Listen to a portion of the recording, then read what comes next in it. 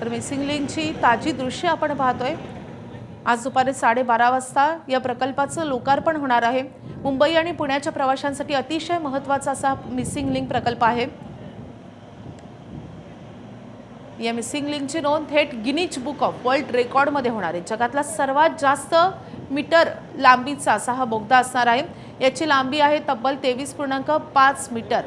तर हा बोगदा इतका मोठा आहे आणि या बोगद्याचं आणि एकूणच या मिसिंग लिंकचं लोकार्पण आज होतंय आणि त्यामुळे मुंबई आणि पुणे हा जो काही प्रवास आहे तो तब्बल अर्ध्या तासांनी कमी होणार आहे। त्यामुळे प्रवाशांचा वेळ वाचणार आहे आणि त्यासोबतच वाहतूक कोंडीतून त्यांची सुटका होणार आहे।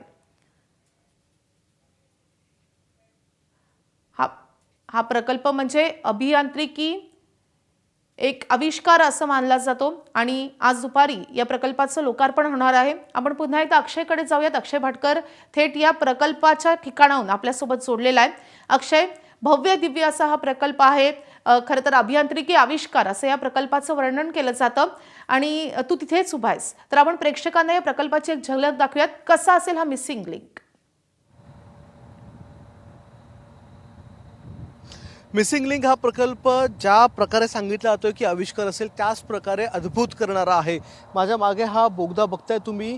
या बोगद्याची लांबी जवळपास 1.53 किलोमीटर आहे।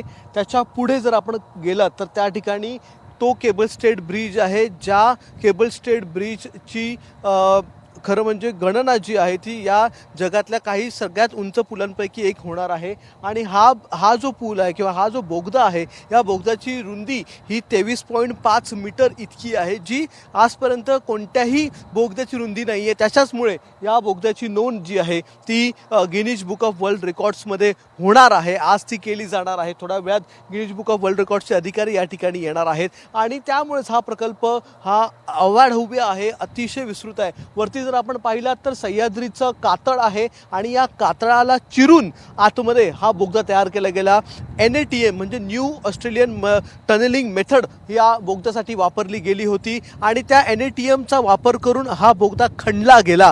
पण सह्याद्रीवर शिवाजी महाराजांनी राज्य केलं, अधिराज्य गाजवलं आणि त्याच सह्याद्रीची आठवण देखील आपल्याला या बोगद्यात शिरताना येणार आहे। बोगद्यावर आपण पाहिलात तर छत्रपती शिवाजी महाराजांचा किल्ला, एखादा किल्ला असेल त्या किल्ल्याप्रमाणे या बोगद्याचं प्रवेशद्वार तयार करण्यात आलेलं आहे आणि त्याच किल्ल्यातून आपण या बोगद्यात आतमध्ये शिरतो। आता इथे आपण पाहिलं तर वेग मर्यादा देखील इथे दाखवण्यात आलेली आहे। जे या लेनने जाणार म्हणजे ज्या बसेस असतील त्या प्रवासी बसेस आहेत त्यांना जाण्यासाठी 80 किलोमीटरची मर्यादा इथे आहे आणि दुसरी जी हलकी वाहनं आहेत, चारचाकी वाहनं आहेत, त्यांच्यासाठी 100 ते 120 किलोमीटरची वेग मर्यादा या बोगद्यामध्ये या टनेलमध्ये ठेवण्यात आलेली आहे। त्यामुळे या मिसिंग लिंकवरून प्रवास करत असताना आपल्याला अतिशय वेगात प्रवास करता येणं शक्य होणार आहे।